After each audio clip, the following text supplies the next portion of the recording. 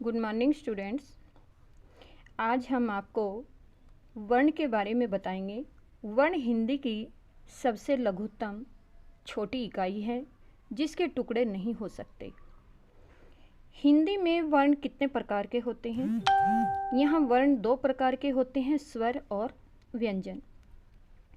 स्वर 11 होते हैं और व्यंजन 33 होते हैं। ये कुल मिलाकर 44 यानी कि 44 बन जाते हैं। अब स्वर क्या होते हैं? स्वर स्वतंत्र ध्वनि होती है जो किसी अन्य वर्ण की सहायता से बोली जाती हैं। यहाँ 11 स्वर हैं: ए, आ, ई, उ, री, ए, ऐ, ओ, आओ, अंग, ए। यहाँ पर जो स्वर होते हैं वो ये 11 होते हैं। इनके अंदर जो ये अनुस्वार और विसर्ग होते हैं, ये दोनों को हम अयोगवाह कहते हैं। यहाँ 13 में से स्वर 11 रह जाते हैं।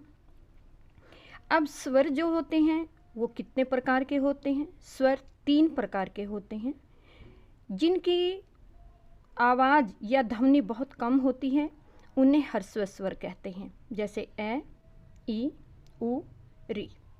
ये स्वर होते हैं जिनमें थोड़ा सा ह्रस्व स्वर से 2 गुना समय लगता है बोलने में, उनको हम दीर्घ स्वर कहते हैं, जैसे आ, ई, उ, ए, ऐ, ओ, आओ आदि। इनमें ह्रस्व स्वर से 2 गुना समय लगता है। अब यहाँ पर आते हैं, हमने इनको बताया अयोगवाह। स्वर बताए हमने 3 प्रकार के, यानी कि ह्रस्व स्वर 4 होते हैं और दीर्घ स्वर 7 होते हैं, जैसा कि मैंने ऊपर बताया है। तीसरा है यहाँ पर प्लुत स्वर। इन स्वरों में ह्रस्व स्वर से 3 गुना समय लगता है, यानी कि बोलने में जैसे कोई ध्वनि होती है या संबोधन होता है। अब यहाँ आता है कि व्यंजन कितने प्रकार के होते हैं। व्यंजन जो होते हैं, सबसे पहले ये जानते हैं कि व्यंजन क्या होते हैं। व्यंजन भी वर्ण ही होते हैं, लेकिन वो स्वरों की सहायता से बोले जाते हैं। व्यंजन स्वरों की सहायता से बोले जाते हैं, जैसे क के अंदर अ विद्यमान है, क प्लस अ।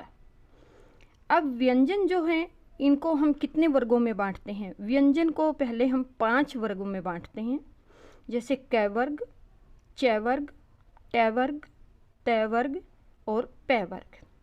यहाँ पर क वर्ग से लेकर के प वर्ग यानी क से लेकर के म तक ये 25 वर्ण होते हैं। प्रत्येक पंक्ति के अंदर 5 वर्ण होते हैं। पांचों वर्ण मिलाकर 5 5 जा 25 ये स्पर्श व्यंजन होते हैं, यानी कि एक वर्ण दूसरे वर्ण की सहायता से, स्वर की सहायता से बोला जाता है। इनके अंदर सभी के स्वर विद्यमान है। इनके बाद आता है कि व्यंजन हमने पहले बताया 5 प्रकार के होते हैं। स्पर्श व्यंजन ये 25 होते हैं, जो मैंने अभी आपको बताए, क वर्ग से लेकर के प वर्ग के अंतिम वर्ण म तक। ये स्पर्श व्यंजन होते हैं, ये एक दूसरे वर्ण को छू करके बोले जाते हैं। इनमें होते हैं अंतस्थ व्यंजन। 44 जो व्यंजन होते हैं इनमें अंतस्थ व्यंजन होते हैं 4, य, र, ल, व, ये 4 होते हैं। फिर ऊष्म व्यंजन जो मुंह के अंदर एक दूसरे भाग को छूते हुए रगड़ खाकर या घर्षण पैदा करने के बाद बोले जाते हैं, उन्हें ऊष्म व्यंजन कहते हैं, जैसे श, स, स, है। फिर संयुक्त व्यंजन जो व्यंजन 1 या 2 वर्णों से मेल से बनते हैं तो उन्हें संयुक्त व्यंजन कहते हैं, जैसे क्ष, जैसे क स से मिलकर बनता है, त्र त और र से मिलकर बना, ज ज और य से मिलकर बना, शर श और र से मिलकर के बना। ये भी 4 होते हैं। 5वां होता है नासिक्य व्यंजन। यहाँ पर स्पर्श व्यंजन जो हमारे 25 हैं, इनके अंत वाला जो व्यंजन है वो नासिक्य व्यंजन कहलाता है। पांचों वर्ग का पंचम वर्ण जो होता है वो नासिक्य व्यंजन कहलाता है। आज मैं इस वीडियो में आपको इतना ही बताती हूँ। फिर उसके बाद हम दूसरे चैप्टर में इससे आगे के बारे में चर्चा करेंगे।